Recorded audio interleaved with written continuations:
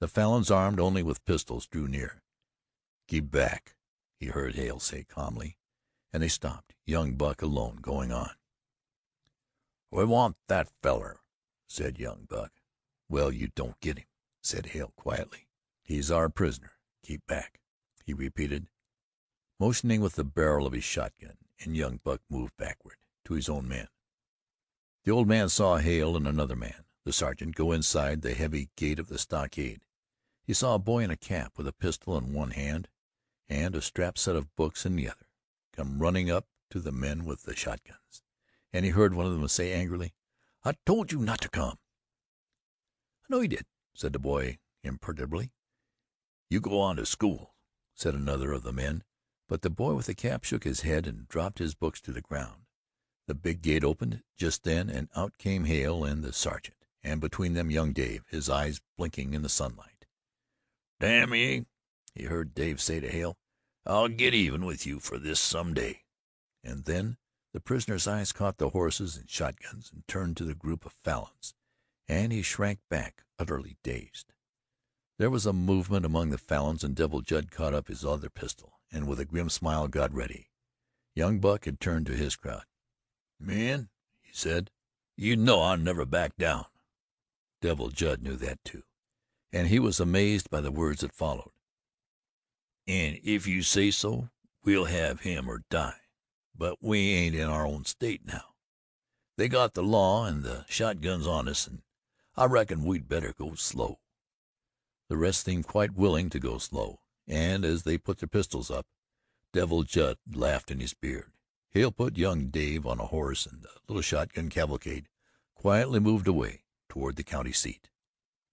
The crestfallen Falins dispersed the other way, after they had taken a parting shot at the Honorable Samuel Budd, who too had a pistol in his hand. Young Buck looked long at him, and then he laughed. "You too, Sam Budd," he said. "We folks'll recollect this on election day." The Honorable Sam deigned no answer, and up at the store Devil Judd lighted his pipe and sat down to think out the strange code of ethics that governed that police guard. Hale had told him to wait there, and it was almost noon before the boy with the cap came to tell him that the Falins had all left town. The old man looked at him kindly. "Air you that little feller what fit for June?" "Not yet," said Bob, "but it's comin'." "Well, you'll whoop him." "I'll do my best." "Where is she?" "She's waitin' for you over at the boarding house." "Does she know about this trouble?" "Not a thing. She thinks you've come to take her home." The old man made no answer. Bob led him back toward Hale's office. June was waiting at the gate, and the boy, lifting his cap, passed on. June's eyes were dark with anxiety. "You come to take me home, Dad?" "Been thinking about it," he said with a doubtful shake of his head. June took him upstairs to her room and pointed out the old water wheel through the window. In her new clothes, she had put on her old homespun again when she heard he was in town, and the old man shook his head. "I'm feared about all these fixin's. You won't never be satisfied again in Lonesome Cove." "Why, Dad," she said reprovingly, "Jack says I can go over whenever I please, as soon as the weather gets warmer and the roads gets good." "I don't know," said the old man, still shaking his head.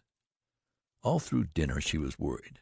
Devil Judd hardly ate anything, so embarrassed was he by the presence of so many foreigners, and by the white cloth and tableware, and so fearful was he that he would be guilty of some breach of manners. Resolutely he refused butter, and at the third urging by Mrs. Crane, he said firmly, but with a shrewd twinkle in his eye, "No, thank ye. I never eats butter in town. I've kept store myself." And he was no little pleased with the laugh that went around the table. The fact was, he was generally pleased with June's environment, and after dinner he stopped teasing June. "Nah, honey, I ain't goin' to take you away. I want ye to stay right where ye air. Be a good girl, now, and do whatever Jack Hale tells ye, and tell that boy with all that hair to come over and see me." June grew almost tearful with gratitude, for never had he called her honey before that she could remember, and never had he talked so much to her, nor with such kindness. Are you coming over soon?" "Mighty soon, Dad." "Well, take care of yourself."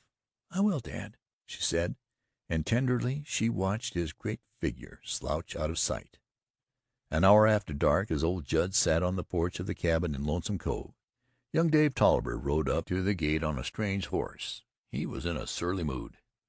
"You let me go at the head of the valley and give me this horse to get here," the boy grudgingly explained. "I'm going over to get mine tomorrow." "Seems like you'd better keep away from that Gap," said the old man dryly, and Dave reddened angrily.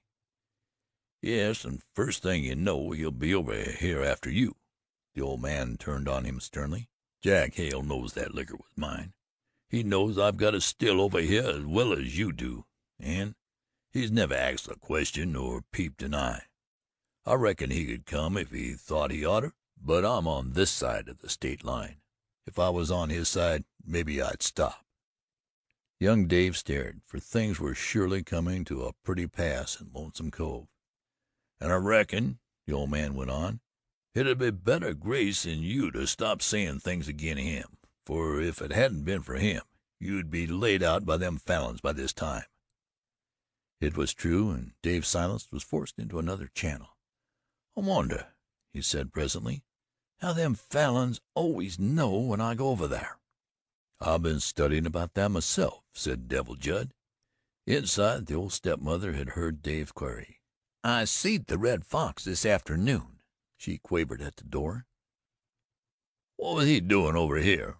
asked Dave. "Nothin'," she said. "Jest a sneakin' around the way he always is doin'. Seemed like he was mighty particular to find out when you was comin' back." Both men started slightly. "We're all Tollivers now, all right," said the Honorable Samuel Budd that night while he sat with Hale on the porch overlooking the mill pond, and then he groaned a little. "Them Falins have got kinfolks to burn on the Virginia side, and they'd fight me tooth and toe nail for this 100 years hence." He puffed his pipe, but Hale said nothing. "Yes, sir," he added cheerily, "we're in for a hell of a merry time now. The mountaineer hates as long as he remembers, and he never forgets." Chapter 14.